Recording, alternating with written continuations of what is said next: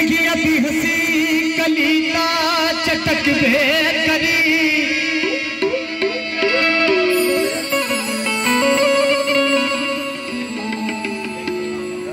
जहिया भी हसी कलीता चटकबे करी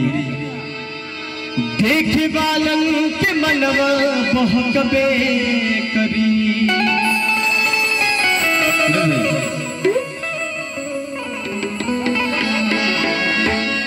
कि चाहे बगिया में कितनो संभर के चला हो कि काट बाटे पे अचरा टकबे करी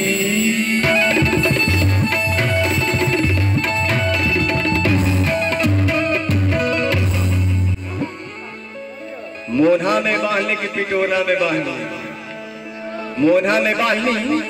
कि पिटोरा में बांध ली आसमान कर रूप तुहा सिंदूरा में बांध ली ध्यान दो मोना में बांधने की पिटोरा में बांध ली आसमान करे रूप तुहा सिंदूरा में बांध ली आई एक दिन आंख अगर चार हो गई तो मन कर लो बांध ली बहुत ही पारंपरिक गीत याद आ गई सुघराई के देख के कवि का कलम चल गए हमारे कचहरी के महानुभाव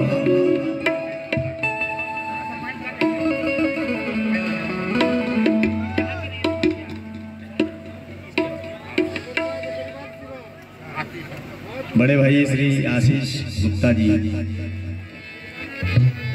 CIBIL court central bar association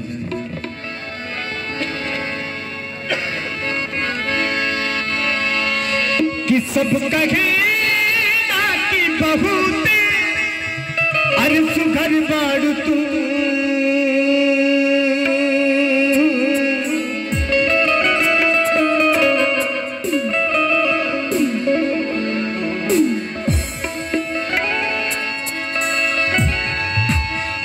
सब कहेला की बहुत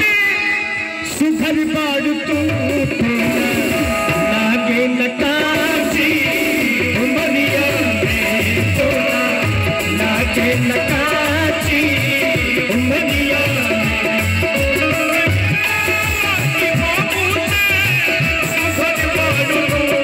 सब कहे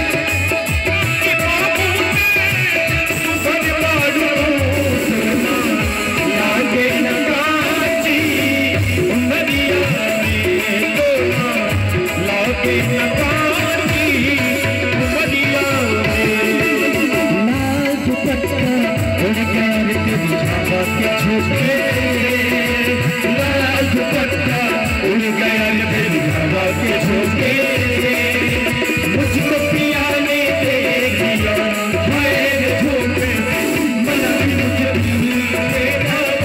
मगर मेरी जान लेगा मुझे मगर मेरी जान लेगा सोना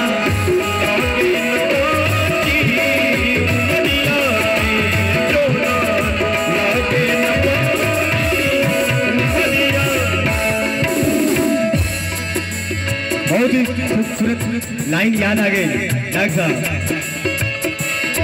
तुम के खुद सच में भाई साहब हेलो हेलो पढ़ा दीजिए तुम के खुद सच में आके बनौले खुदा ये भी देखेला तुमके हो जाला पिता ये भी देखेला तुमके हो जाला पिता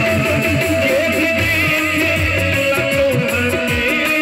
हो जाला पिता तुमके खुद सच में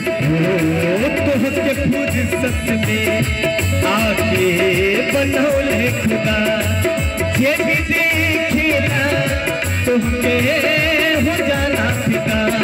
तो तो हर जुल्मी कहानी बनी,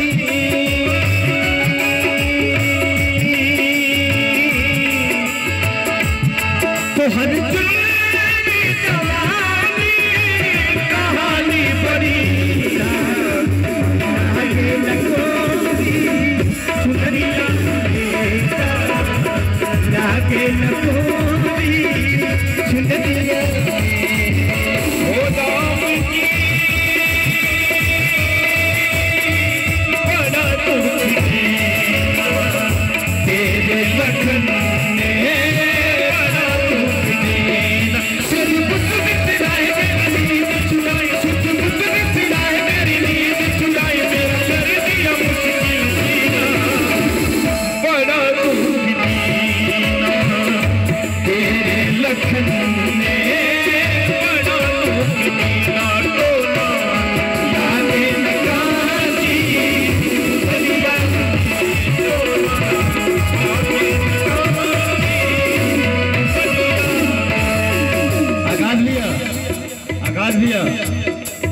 आकाश भैया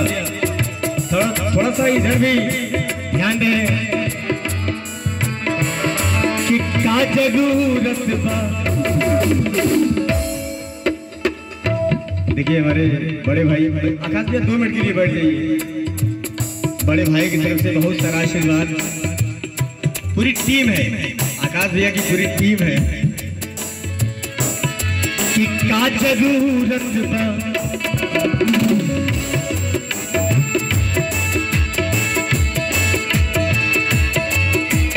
आकाश भैया थोड़ा सा गौर फरमाए। आकाश भैया 1 मिनट के लिए बस बढ़ जाइए। ये गीत मैं आपकी गाड़ी में एक दिन मैं सुन रहा था, इसीलिए मैं सोचा कि आपको सुना दूं कि का जरूरत बा, का जरूरत बा नथुनी कंगन हाथ के फूल महाकेला।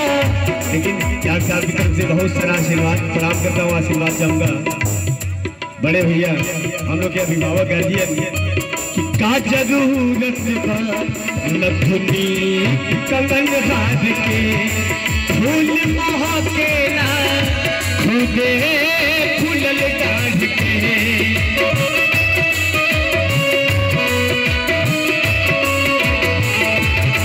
का जरूरत बा नथुनी कंगन हाथ के